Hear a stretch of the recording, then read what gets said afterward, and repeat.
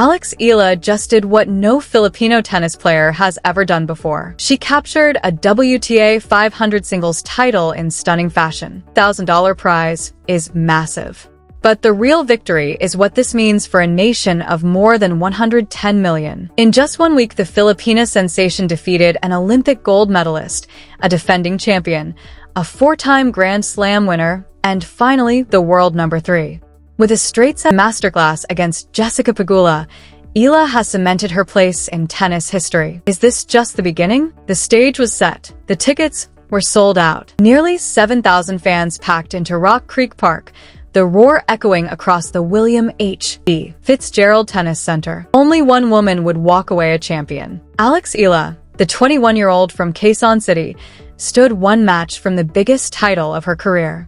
Standing across the net was Jessica Pegula, the world number 3 and top seed, a player with 11 WTA singles titles and a US Open final on her resume. The American had ended Eala's breakthrough run at the Miami Open semifinals 18 months earlier, a match that first introduced the Filipina to a wider tennis audience. Now they were meeting again, and this time the stakes were higher. The match began with both players finding their rhythm. Pegula, a veteran of countless big occasions, came out with the intensity of someone who had been here before. She had won the DC Open in 2019 and was hunting for a second title in the nation's capital. But Eala was a different player now. "I think I would say if I compare myself now to then, I'm more well-rounded," she had said before the match. "I think I'm physically a little better. I've improved on a couple of my strokes. I think maybe my forehand serve also improved quite a bit." That improvement was on full display. The Filipina star had already stormed through a field of champions in Washington. She had beaten Olympic gold medalist Zheng Qinwen in the opening round. She had dethroned defending champion Leylah Fernandez in a match where she came back from 5-1 down in the second set. She had overpowered world number 10 Alina Svitolina in straight sets. And in the semifinals,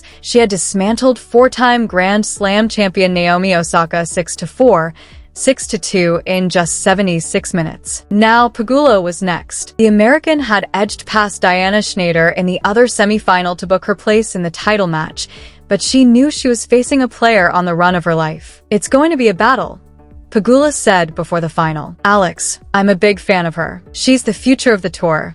And she's already here." And what a battle it was. Eala came out firing from the first point. Her ground strokes found their mark. Her movement was crisp. The top seed had no sustained answers. The Filipina broke Pegula's serve early and never looked back. Every time the American tried to fight back, Eala countered with precision. The consistency that had carried her through the tournament was relentless. The final point came, and the stadium erupted. The scoreboard read 6-3. 6-4. Alex Eala had done it. She had won the biggest title of her career, her first WTA 500 title. She had defeated the world's number 3 in straight sets. She had made history. The champion receives 500 ranking points and $252,000.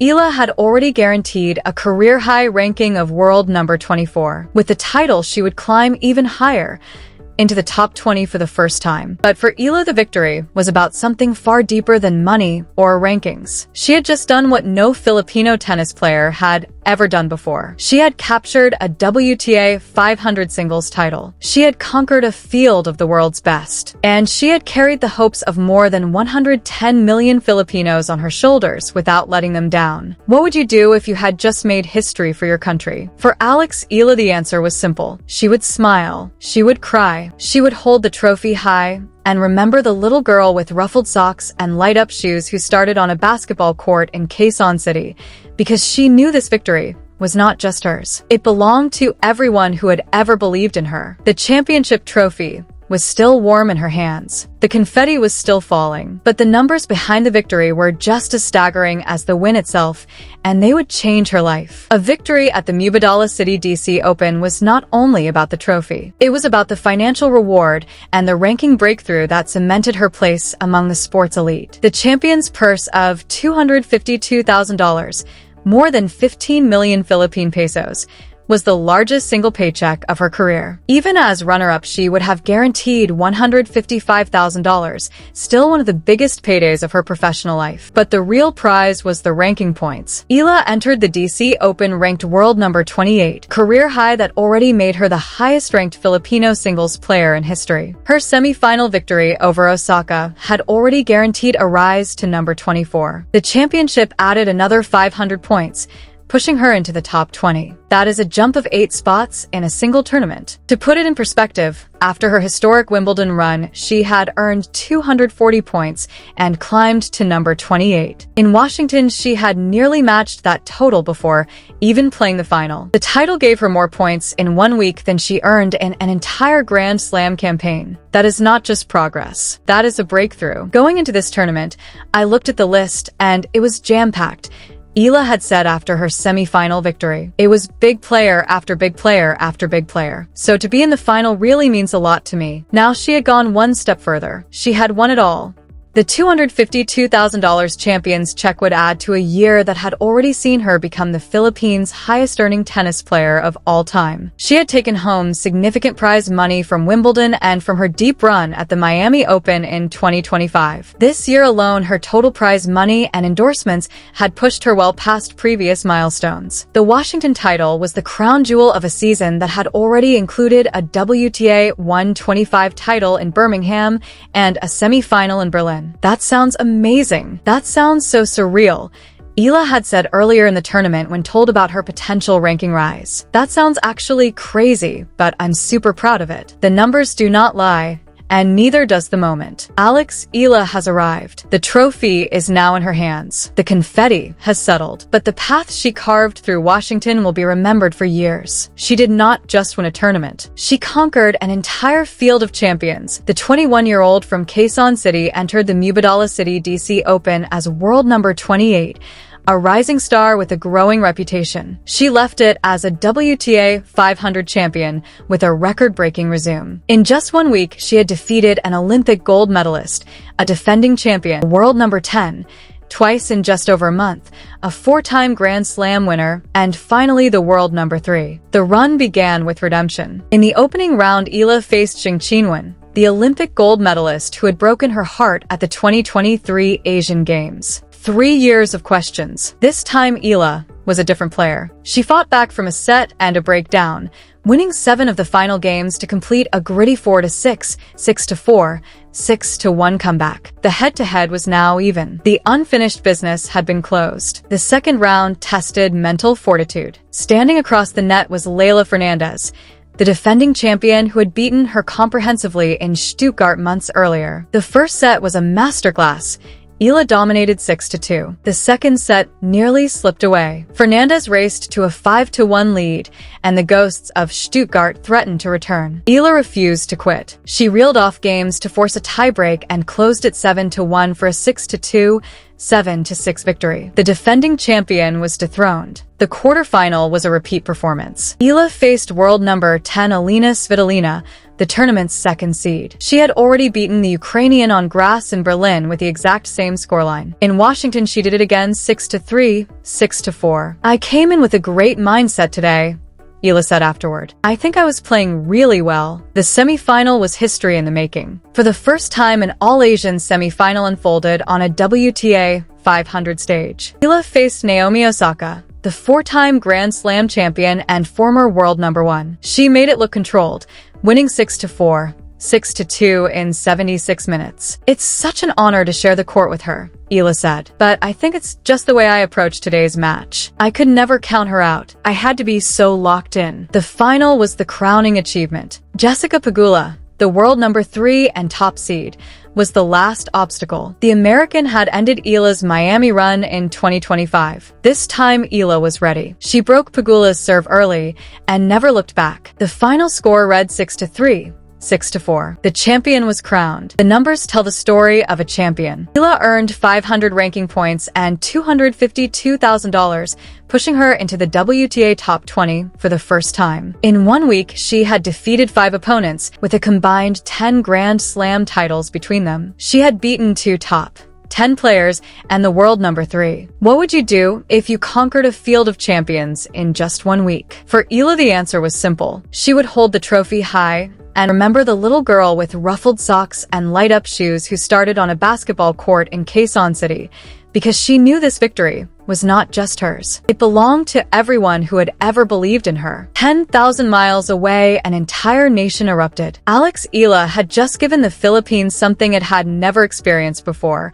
a WTA singles champion at the 500 level. President Ferdinand Marcos Jr., who had already honored her after her historic Wimbledon run, was among the first to celebrate. "You have brought so much pride to the Philippines, not only because of your success, but also because of the grace with which you handled that success," he had said during her Malacanang reception weeks earlier. Now those words carried even more weight. "The way you play and the way you comport yourself makes us proud, because you show the best qualities of Filipinos." Across the Philippines, celebrations erupted. From the streets of Quezon City, where Eala's journey began, to packed watch parties in Manila, Filipinos poured out their joy. Social media exploded. Eala mania trended for hours. The nation had found a new hero and refused to let the moment pass quietly. "I'm so proud to be Pinoy," Eala had said during her homecoming after Wimbledon. "I think that's one thing that I share with everybody: the love of being Pinoy and the pride of being Pinoy. So I do my best to showcase that." Now, she had done more than showcase it. She had cemented it in history. The victory was especially significant for the global Filipino diaspora. From healthcare workers in the United States to communities across the Middle East and beyond, Filipinos around the world had adjusted schedules and stayed up late to watch. The feeling was collective pride. Eala has been called a nation unifier. While she brushes off the label, saying she is simply happy to have a positive impact, the effect is undeniable. She has brought together a country of more than 110 million people around a shared dream of seeing one of their own succeed on the world's biggest stages. That dream is now reality. As the confetti settled in Washington, Filipinos everywhere were already looking ahead. The US Open awaits. The North American hardcourt swing continues. And Eala, the girl who started with ruffled socks and light-up shoes, is just getting started. "I still have so much motivation to become a better player, become a better person," she said after her semi-final victory, her voice carrying the weight of everything she had accomplished. "I'm 21. So it's not like I'm the queen of the world or anything. But to the Philippines, she is exactly that.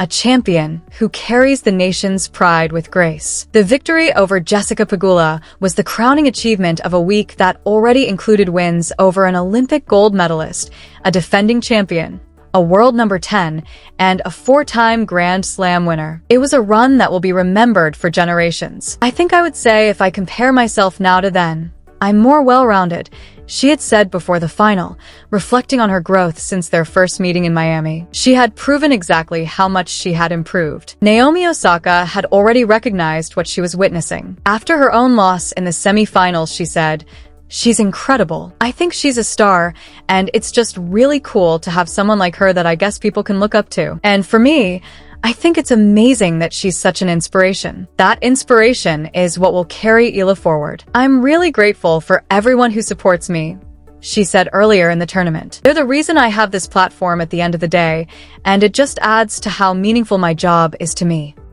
The $252,000 Champions Prize is life-changing. The 500 ranking points that vaulted her into the WTA Top 20 are career-defining. But the lasting image is simpler. 21-year-old from Quezon City holding a WTA 500 trophy, the first Filipino ever to do so, while an entire nation celebrates with her. If this account of a historic title, a field of champions conquered, and a nation's pride realized resonated with you, make sure you are subscribed to Tennis Diaries. Turn on notifications so you never miss the next chapter. From the US Open to whatever milestones still lie ahead. Drop a comment and tell us what this victory means to you. The first WTA 500 title in Philippine tennis history has been claimed. The story is only beginning.